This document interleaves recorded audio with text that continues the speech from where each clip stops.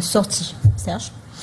Naturellement, nous saluons déjà cette sortie. Ça témoigne que la démocratie et la liberté d'expression dans notre pays ne sont plus à discuter, sont une réalité. C'est également la preuve que les intellectuels ont compris qu'ils ont un rôle à jouer, et c'est vrai qu'ils l'ont compris depuis. Nous remarquons que ça se densifie au fil du temps. Justement, l'idée d'intellectuel patriote dont parlait mon prédécesseur tout à l'heure m'a beaucoup intéressé, parce que on s'est souvent rendu compte que lorsque des sorties d'autres intellectuels allant dans le sens cette fois-là de soutenir le régime en place, beaucoup ont souvent estimé que c'était des intellectuels qui sont corrompus, c'était des intellectuels qui ont faim, sont des intellectuels qui sont manipulés.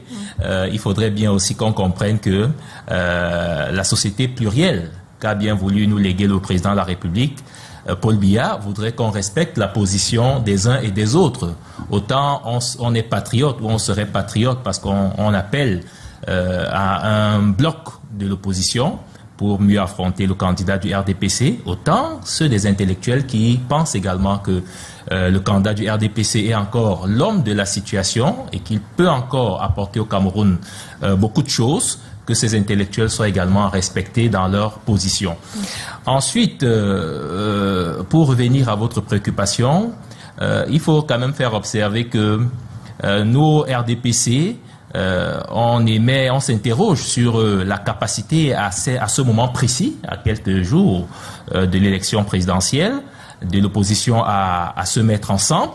Parce que sur 4 points au moins, Madame Piedjou, le premier point, c'est que l'histoire nous enseigne depuis 1992 que l'opposition n'a pas pu relever ce défi-là. Ça fait aujourd'hui 33 ans que les élections sont organisées au Cameroun, et on voit bien que la problématique de l'unité de l'opposition continue à faire débat. Ça veut dire que en 33 ans, on n'a pas tiré les leçons des échecs qui se sont succédés au fil du temps. La deuxième chose, le deuxième point qui également peut être mis en avant pour douter à ce moment précis de la capacité de l'opposition à aller en rang serré, c'est que on a l'impression que dans le contenu idéologique, il n'y a pas une certaine harmonie, parce que le tout n'est pas de se mettre ensemble, mais il faut aussi parler d'une même voix et regarder dans la même direction.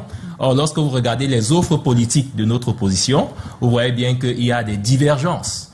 Par exemple, le PURSE, c'est un parti politique social, n'est-ce pas? Mais quand vous allez consulter l'idéologie, par exemple, du SDF, ce n'est pas exactement ce modèle social-là. Si vous convoquez celui du PCRN, on va vous parler de fédéralisme communautaire.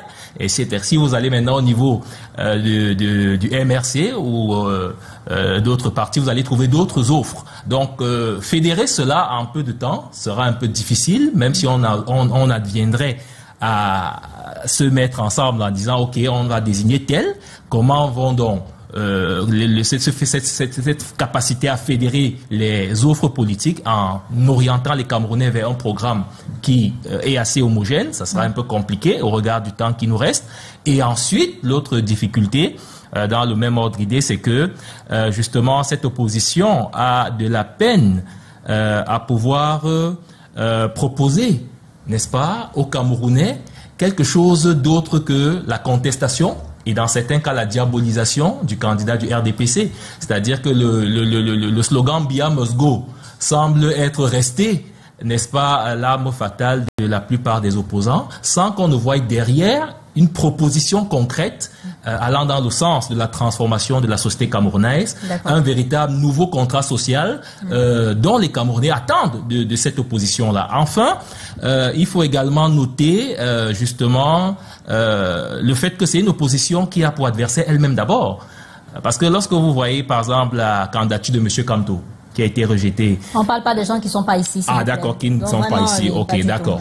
Voilà, je voulais embrayer, juste faire une parenthèse là-dessus, parce que vous allez voir que beaucoup d'opposants étaient plutôt contents de ce rejet-là, n'est-ce pas, au sein du Conseil constitutionnel, on a vu les images, alors même que on s'attendrait à ce que, n'est-ce pas, ce rejet suscite plutôt une mobilisation, suscite plutôt, n'est-ce pas, un renforcement des liens, mais on a plutôt l'impression que certains se sont réjouis, pour ne pas dire beaucoup, n'est-ce pas, de ce rejet-là. Ça témoigne donc que le mal est profond, et ça nous amène à déboucher, Madame Piédu, sur le fait que les mêmes causes produisant les mêmes effets, on a l'impression, ou alors on a le sentiment que ça va faire les affaires de notre famille politique, qui elle, n'est-ce pas, a toujours compté sur les coalitions. Comme vous le savez, au-delà des partis alliés, on a eu le G20 en 2018 qui nous a accompagnés. On a souvent ratissé même au niveau de la société civile et au niveau des grandes figures emblématiques.